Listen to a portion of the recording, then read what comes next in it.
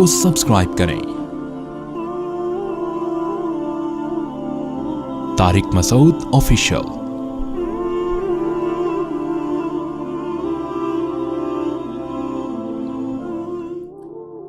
बिस्मिल्लाहिर्रहमानिर्रहीम। आपको पता है कि इंडिया में कोरोना बहुत तेज़ी के साथ फैल रहा है। वहाँ से वीडियोस भी आ रही हैं, सड़कों पे लोग पड़े हुए हैं, ऑक्सीजन की कमी है। तो ऐसे मौके पे हमारा फ़र्ज़ बनता है कि हम उनके लिए ख़ास तौर पे रमज़ान में गिड़गिड़ा के दुआएं मांगें। हमारे पड़ोसी हैं, चाहे वहाँ के हिंदू हों या मुसलमान हों। रसूलुल्लाह सल्लल्लाहु अलैहि वसल्लम ने फरमाया, इन्नल्लाह कतबल इहसान अला कुल्ली कबिदिन ज़ी रतबतिन। अल्लाह ताला ने हर जानदार चीज़ के साथ अच्छा सलूक तुम पे फ़र्ज़ कर दिया है। तो कोई भी जानदार हो, गैर मुस्लिम हो, मुसलमान हो, इंसान का हक़ तो जानवरों से भी ज़्यादा है। तो इसमें बहुत ज़्यादा उनके लिए दुआएं मांगनी चाहिए। जो कुछ हमारी तरफ से मदद हो सकती है वो करनी चाहिए। और अगर हम कोई मदद नहीं कर सकते तो दुआ तो ज़रूरी है, और कुछ तसल्ली के कलिमात से भी इंसान को तसल्ली हो जाती है। तो हमारी शरीयत ने हमें तसल्ली की बातें बताई हैं ऐसे मौके पे। वलनब्लुवन्नकुम बिशैइन मिनल खौफि वल जू'i व नक़्सिम मिनल अमवाति व नक़्सिम मिनल अमवालि वल अनफुसि वस्समरात। अल्लाह ने कुरान में फरमाया, हम तुम्हें ज़रूर बिज़रूर आज़माएंगे। बिशैइन मिनल खौफ, कभी दुश्मन का खौफ मुसल्लत हो जाएगा। वल जू', कभी मुआशी तंगी होगी, भूख का अजाब आएगा। व नक़्सिम मिनल अमवालि वल अनफुस, कभी मईशत तबाह होगी, कभी जानों की हलाकतें होंगी, मौतें होंगी, जैसे अब कोरोना में हो रही हैं। वबश्शिरिस साबिरीन, फरमाया ऐसे मौके पे आप सब्र करने वालों को खुशखबरियाँ सुना दें। तो इन मुसीबतों में, इन मौतों में, इन वबाओं में एहतियात भी करनी है। ये एहतियात भी अहादीस से साबित है। कल एक साहब मुझे कह रहे थे कि मस्जिद में वबा नहीं फैल सकती, ना मस्जिदों के ज़रिए फैल सकती है। मैंने कहा हदीस में आता है कि एक कोढ़ के मरीज़ आप सल्लल्लाहु अलैहि वसल्लम से बैत होने के लिए आए तो आपने उनको मस्जिद में दाखिले से मना कर दिया। फरमाया हम यहीं से बैत कर लेते हैं। तो कुरान और सुन्नत की ऐसी तशरीह नहीं करनी चाहिए जो आपके अपना एक दिमाग की वो पैदावार हो। तो बीमारियां तो फैलती हैं, तो उसमें हमें एहतियात भी करने का हुक्म है। और जो मौत मुक़द्दर में है, जो बीमारियां मुक़द्दर में हैं, उनमें सब्र करने का हुक्म है। सब्र, क्योंकि हमारा ये अक़ीदा है कि ये दुनिया रहने की जगह नहीं है, ये कुदरत का निज़ाम है कि वबाएं भी आएंगी, तूफ़ान भी आएंगे, ज़लज़ले भी आएंगे। आपको याद नहीं है सुनामी के तूफ़ान ने कितने लाखों इंसानों को निगल लिया था? तो उससे कैसे बच सकते हैं भाई? और बालाकोट का जो ज़लज़ला है, हज़ारों जानें उसमें हलाक हो गई थी, हज़ारों जानें एक ही वक्त में। ये दुनिया में किसी में ताकत नहीं है कि इन कुदरती आफात को रोक सके। ये अल्लाह से लड़ना है।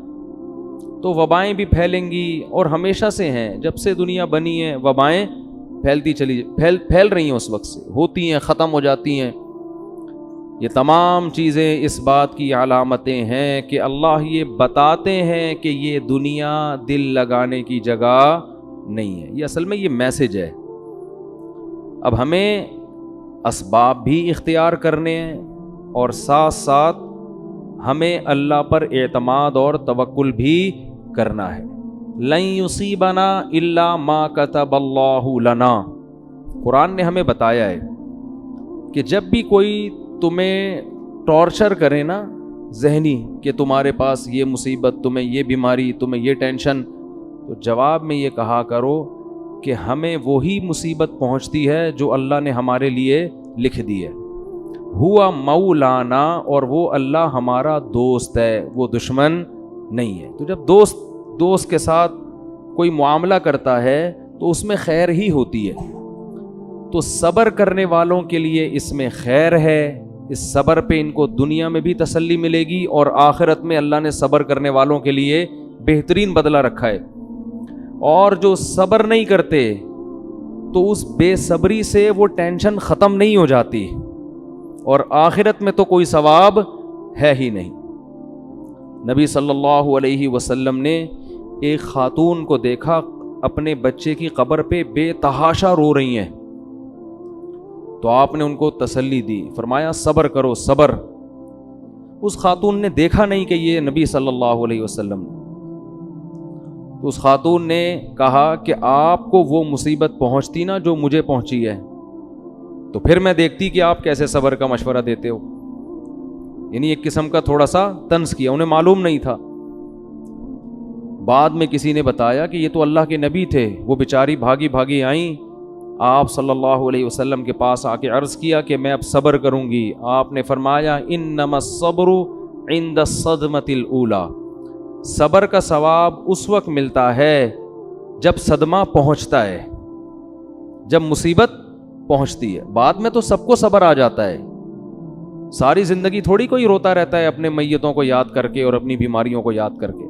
تو جب دنیا مصیبت میں ہے اس وقت ہم نے صبر کا دامن ہاتھ سے بولو نہیں چھوڑنا, احتیاط کرنی ہے. کورونا سے وباؤں سے حفاظت کے پورے طریقے اختیار کرنے ہیں. ڈاکٹروں سے لڑنا نہیں ہے کہ یہ ٹیکہ کیوں لگا دیا, یہ ماسک کیوں. کل کوئی صاحب آئے رپورٹ لے کر نا, رپورٹیں آنا شروع ہو گئی ہیں الٹی سیدھی کہ جی اصل میں یہ ماسک کے ذریعے جراثیم کورونا کے پھیپھڑوں میں جا رہے ہیں, اور پھر ویڈیو کیمرے میں دکھایا جا رہا ہے کہ یہ دیکھو جراثیم جا رہے ہیں. تو اصل میں یہ جو ماسک دنیا میں پھیلائے جا رہے ہیں نا, یہ ایک سوچی سمجھی سازش کے تحت پھیلائے جا رہے ہیں, اور یہ اس لیے پھیلائے جا رہے ہیں تاکہ یہ جرثومہ پھیلے, یہ وائرس پھیلے. تو میں نے ان سے کہا خدا کا نام لو یار, کچھ ساری دنیا بے وقوف تھوڑی ہے, ساری دنیا کے ڈاکٹر کہہ رہے ہیں ماسک کا استعمال کریں اور سوشل ڈسٹینس رکھیں, وہ سارے بے وقوف ہیں. آپ کو یوٹیوب پہ اور فیس بک پہ ایک نئی ریسرچ سامنے آ گئی.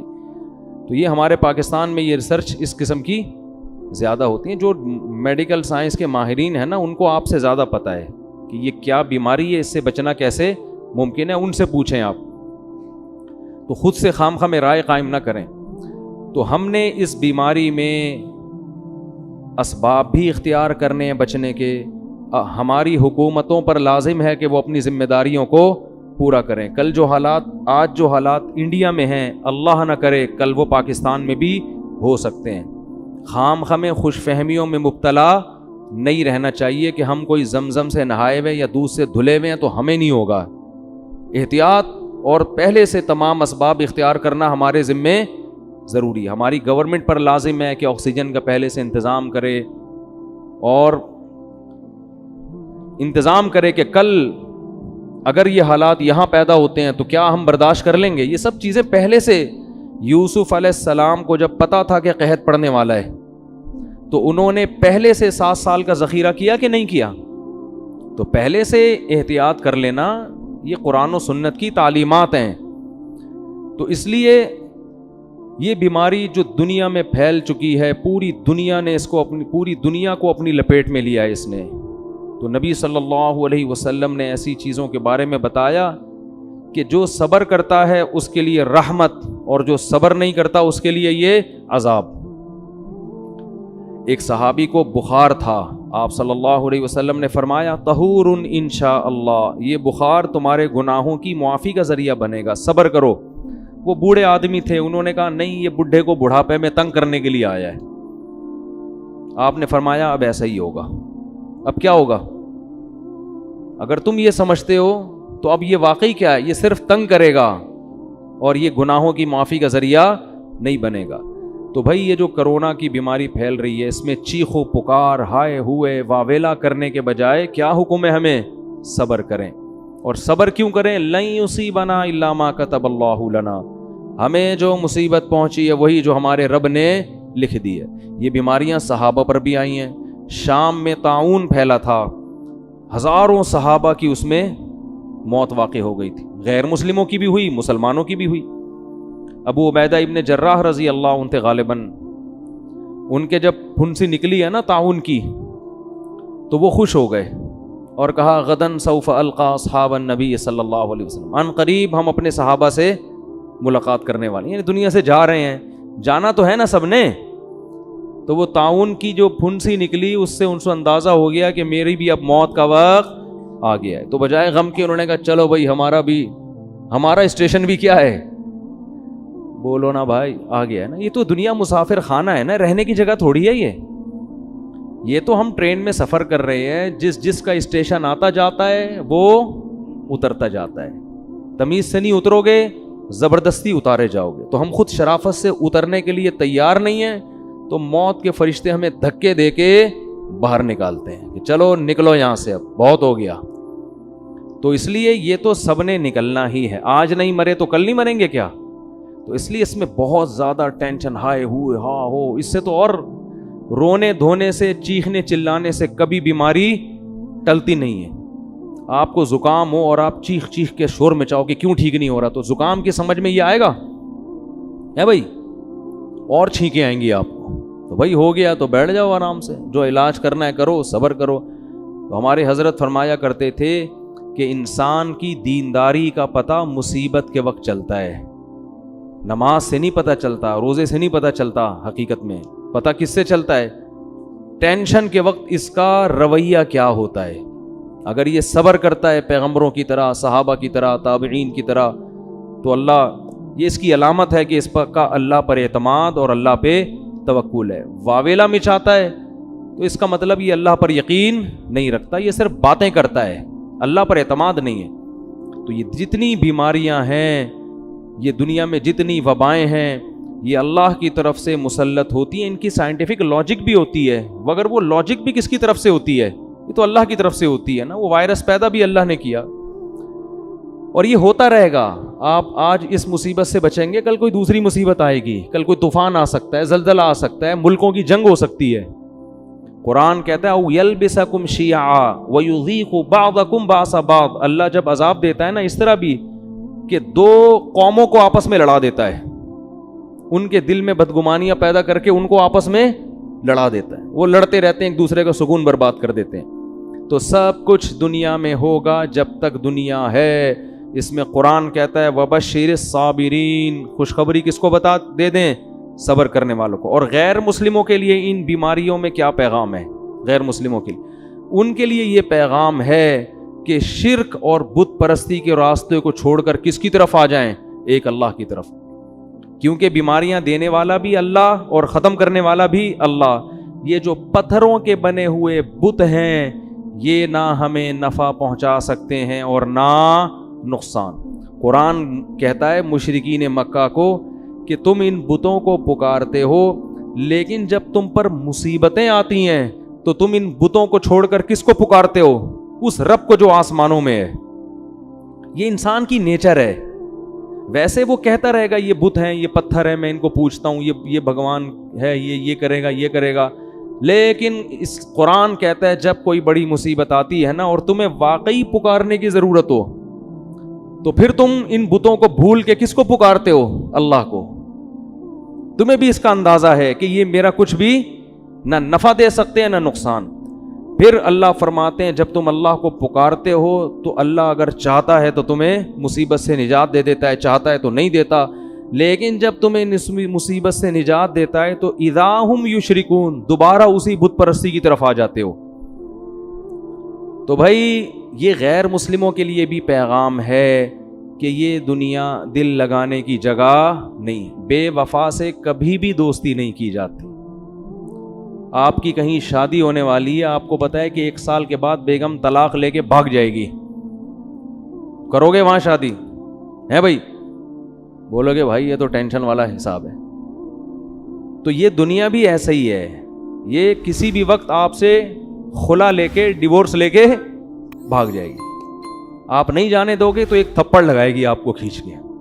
لکنھا خلۃ قد سیق من دمھا فجع وولع واخلاف وتبدیل. اس دنیا کے خون میں اللہ نے بے وفائی شامل کر دی ہے، گرگٹ کی طرح رنگ بدلنا.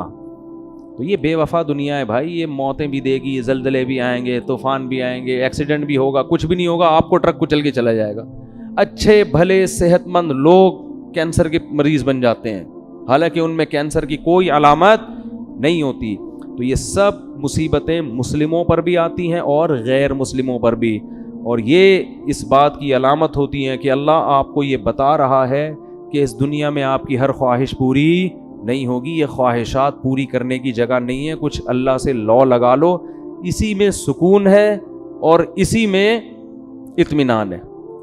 اس میں اتنا سکون ہے کہ اگر بیماری نہیں بھی جائے پھر بھی سکون ہے، نہیں بھی گئی نا پھر بھی کیا ہے، سکون ہے۔ بھائی جانا تو ہے ہمارے، بس یہ واقعہ بتا کے بیان ختم کرتا ہوں۔ ہمارے شیخ حضرت مفتی رشید احمد صاحب رحمہ اللہ، ان کی عمر تھی 75-76 سال، تو بیمار ہو گئے، صحت بگڑتی جا رہی تھی، تو تعزیت کے لیے ایک عالم آئے، عیادت کے لیے، انہوں نے کہا کہ آپ کی صحت کو دیکھ کے مجھے بہت دکھ ہو رہا ہے۔